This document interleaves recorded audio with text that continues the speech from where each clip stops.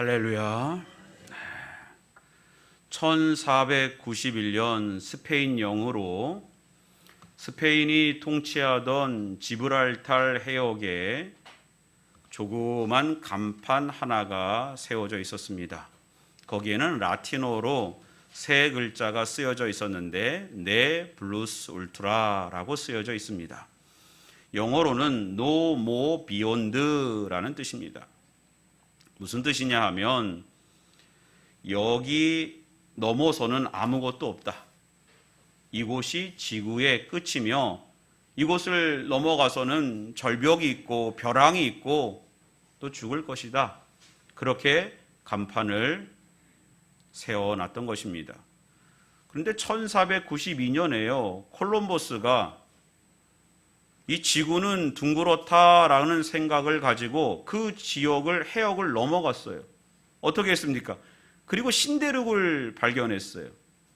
그러니까 그곳이 No More Beyond, 네 블루스 울트라라고 하는 말이 틀렸다라는 것이 밝혀진 거예요. 그 이후에 그 간판은 네라고 하는 라틴어가 빠지고 블루스 울트라라는 말만 남아 있게 된 것입니다. 그래서 이제는 No More Beyond가 아니라 More Beyond라고 쓰여진 것입니다. 저 건너편에는 많은 것이 있다, 놀라운 것이 있다, 이렇게 다시 쓰여진 것입니다. 우리가 인생을 살다 보면 마침표라고 생각했던 것이 어떻게 보면 쉼표가 될 수 있고요, 새로운 시작점이 되어야 하는 것을 우리는 종종 깨닫게 됩니다. 이스라엘 백성들이 광야 40년의 여정을 마치고 요단강을 건너면 가나안 땅에 들어가게 되는 것입니다. 이제는 그들이 끝났다. 가나안은 우리 것이다. 이런 마음을 가지고 딱 넘었는데요. 무엇이 있었습니까? 여리고성이 있었어요. 여리고성이 얼마나 크고 웅대했는지 저들은 깜짝 놀랐습니다.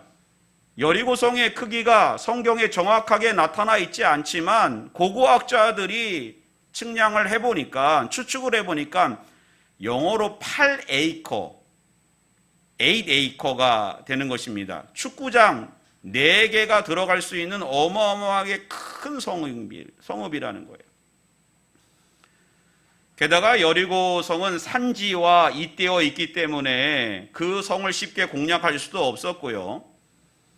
또 밑에는 기초 성벽을 쌓고 또 이렇게 높은 또 담을 쌓고 또 안쪽에도 벽을 쌓고 그 중간에 외벽과 내벽 사이에 집을 지을 수 있을 정도로 그 두께가 어마어마한 것입니다.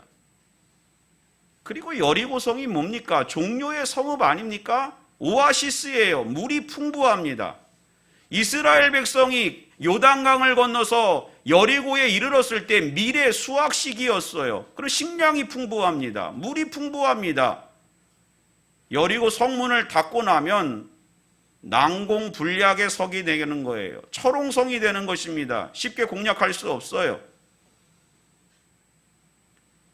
저들은 이제 요단강만 건너면 끝이라고 생각했는데 큰 장벽을 만난 것입니다. 하나님이 어떻게 하셨어요? 어떻게 그 성을 무너뜨리게 했습니까? 제사장들로 하여금 양강나팔을 7 양강나팔을 만들게 하셨고 그 양강나팔을 불면서 하루에 몇 바퀴요? 하루에 1바퀴. 7째 날에는 몇 바퀴요? 7째 바퀴를 돌고 양강나팔을 크게 울려 불고 이스라엘 백성들이 함성을 지를 때 어떻게 됐습니까? 성이 와르르 무너졌어요. 할렐루야. 하나님께서 이스라엘에게 큰 승리를 주신 것입니다. 축제의 날입니다. 여리고성을 지나서 이스라엘은 또 어디로 갔을까요? 아이성으로 갔는데 아이성은 여리고성에 비해서 볼품없어요. 작은 성입니다. 이스라엘 백성들이 만만하게 보고 그 아이성으로 올라가서 전쟁을 치르고 어떻게 됐습니까? 참패를 당했어요. 여리고성에서는 승리했는데 왜 아이성에서는 참패했을까요? 그것은 이스라엘 백성이 여리고성을 가나안 여정의 마침표로 삼았기 때문입니다. 교만했기 때문인 것입니다. 하나님 말씀에 제대로 귀를 기울이고 순종하지 않았기 때문에 결국에는 아이성의 참패를 겪을 수밖에 없었던 것입니다. 사랑하는 성도 여러분, 저는 지난 주일 하나님께서 부활주의를 통하여 코로나 시대에 한국교회를 위로하시고 교회마다 부활의 승리가 넘치고 감사가 넘치고 찬양이 넘치는 것을 보고 참으로 감사하다, 그런 생각을 했습니다. 그런데 마음 한편으로는요, 부활의 승리를 보내는 한국 교회, 그 모습이 마치 여리고성과 아이성의 모습이 연상되는 것입니다. 부활의 승리가 우리의 신앙의 경주에 있어서 마지막이 아니라는 거예요. 물론 예수님께서 이제 이 땅에 다시 오시고 나면 그리스도 안에서 잠자는 자들이 먼저 일어나고 우리들도 이제는 신령한 몸을 덧입고 몸의 부활을 통하여 하나님 나라로 영원한 천국으로 들어가게 될 것입니다. 얼마나 감사해요. 부활이라고 하는 것은 우리의 신앙에 있어서 꽃과 같은 정말 온전한 하나님의 축복이요 작품입니다. 결정체입니다. 그러나 문제는 뭐예요? 우리가 지금 그러한 마지막 부활이 우리 가운데 온 것이 아니라 부활의 첫 열매가 되시고 산 소망이 되시는 예수 그리스도를 경험했고요. 우리가 여전히 어디 위에 서 있습니까? 땅 위에 서 있다는 것입니다. 그러므로 부활의 승리는 우리에게 있어서 마지막이 아니라 쉼표요, 새로운 시작점이 된다는 사실을 믿으시기 바랍니다. 우리들은 주일에 하나님께 나와서 예배를 통하여 신령한 은혜를 공급받습니다. 하나님께서 주시는 생명의 은혜를 누리게 됩니다. 예수 그리스도라고 하는 부유한 복을 우리가 받게 되는 것입니다. 힘을 얻습니다. 은혜가 넘칩니다. 그리고 하나님께서 주시는 새 힘을 가지고 한 주간을 시작하지 않습니까? 그리스도인들에게는 한 주의 시작이 월요일이 아니에요. 월요병에 걸린 사람은 그리스도인이 아닌 것입니다. 한 주간의 시작은 주일에 있는 거예요. 우리가 하나님께 은혜 받고 힘을 공급받고 시작하는 것처럼 부활주일은 마지막이 아니라 하나님께서 우리에게 부활의 산 소망을 주시고 또 부활의 주를 바라보게 하시고 하나님의 능력과 은혜를 우리가 경험하여 이제는 출발하여 저 본향을 향하여 하나님 주신 사명을 향하여 날마다 나아가시기를 주님의 이름으로 기원합니다.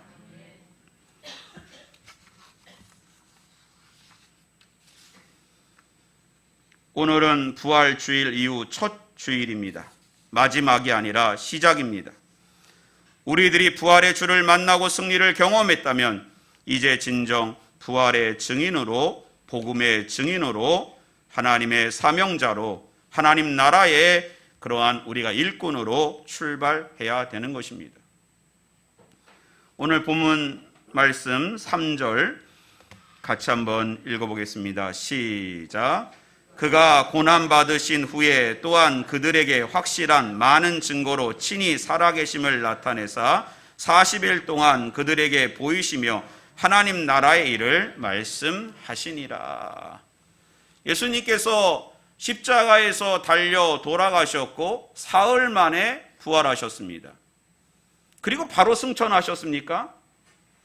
오늘 본문 말씀을 기초해서 보면 예수님께서 부활하시고 바로 승천하시지 않고 며칠 동안 이 땅에 머무르셨어요? 40일 동안 머무셨어요. 한번 생각해 보세요. 예수님은 십자가에 달려 돌아가셨고 또 사흘 만에 부활하셨습니다. 그리고 그 다음날 승천하신다고 해서 주님께서 말씀하신 바를 이루지 않은 게 아니에요. 다 이루셨습니다. 하나님의 언약이 그대로 이루어진 것입니다. 그럼에도 불구하고 40일 동안 이곳에 머무셨다고 하는 것은, 이 땅 위에 있었다고 하는 것은 부활 이후의 삶이 중요하다고 하는 것을 제자들에게 가르쳐 주시고 있는 거예요.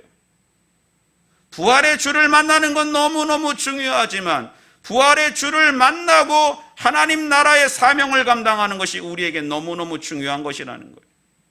그래서 친히 살아계심을 나타내서 40일 동안 그들에게 보이시며 하나님 나라 일을 말씀하시니라. 하나님 나라의 일이 무엇입니까? 바로 지상명령인 것입니다. 복음을 전하라고 하는 것입니다. 마태복음 28장 19절에서 20절에 보면 그러므로 너희는 가서 모든 민족을 제자로 삼아 아버지와 아들과 성령의 이름으로 세례를 베풀고 내가 너희에게 분부한 모든 것을 가르쳐 지키게 하라. 볼지어다 내가 세상 끝날까지 너희와 항상 함께 있으리라. 부활절 이후에요. 부활의 사명을 확인하고 생명을 얻은 이후에 우리는 열심히 예수님처럼 가르치고 선포하고 제자 삼고 하나님 나라를 확장하는 복음에 헌신하는 복음의 증인으로서의 삶을 우리가 살아야 되는 것입니다. 오늘 사도행전 1장 8절에서는 복음의 증인이 바로 순교의 삶이라고 가르쳐주고 있어요. 증인이라고 하는 것은 헬라어로 바로 말토스 아닙니까? 순교자라는 뜻이 아닙니까? 그런 삶을 감당할 때 우리가 진정 하나님 나라의 일을 지상 명령을 복음의 증인으로서 제대로 사명을 감당할 수 있는 것입니다.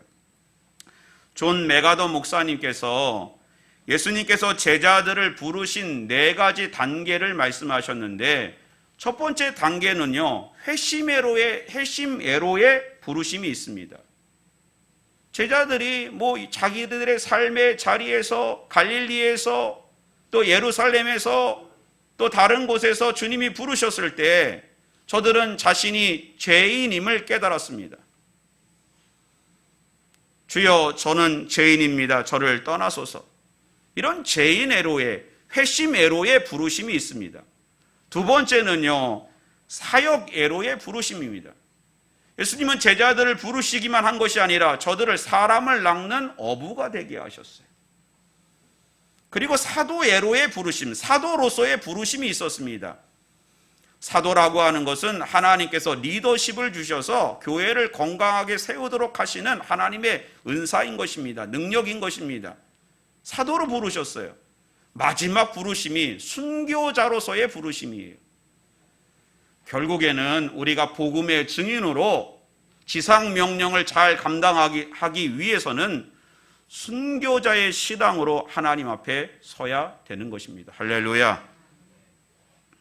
그리스도인들은 결국 복음의 증인, 순교자의 신앙으로 하나님 나라에 헌신해야 됩니다.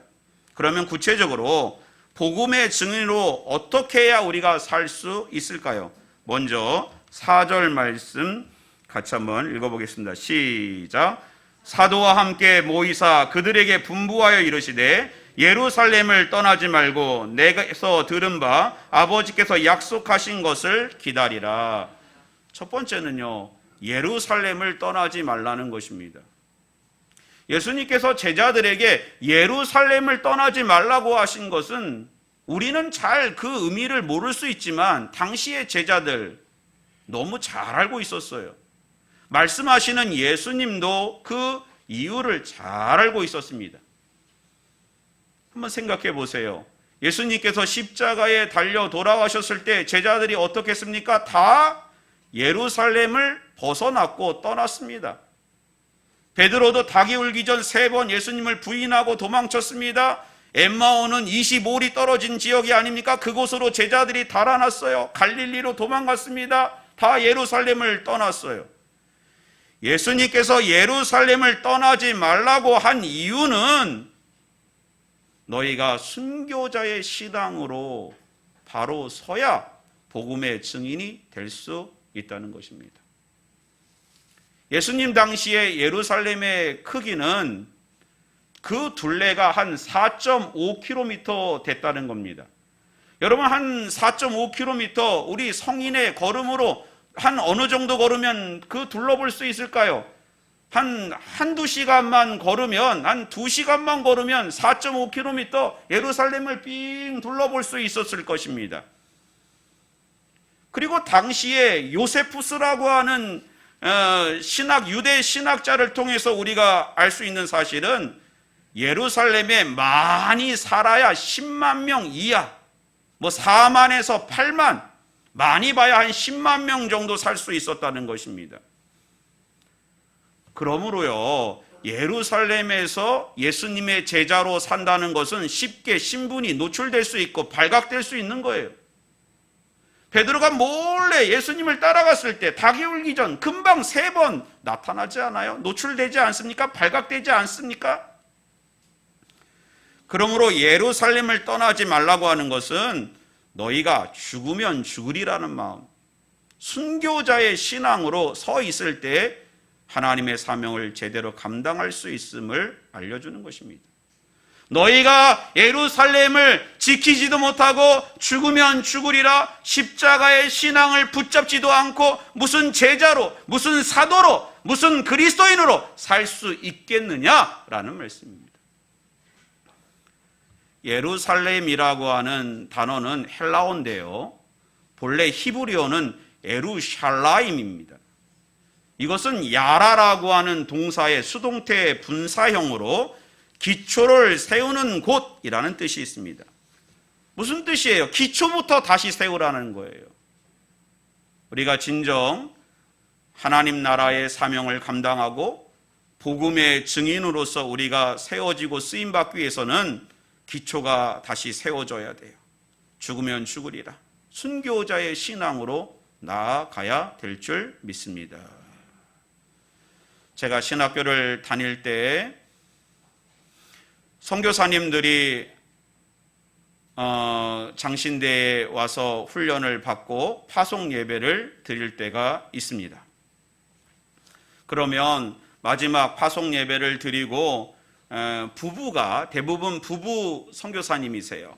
목사님과 사모님이 학생들한테 인사를 합니다. 저는 이번에 우즈베키스탄으로 갑니다. 저는 이번에 요르단으로 갑니다. 저는 이번에 또 영국으로 갑니다. 아프리카로 갑니다. 또 이제 남미로 갑니다. 동남아시아로 갑니다.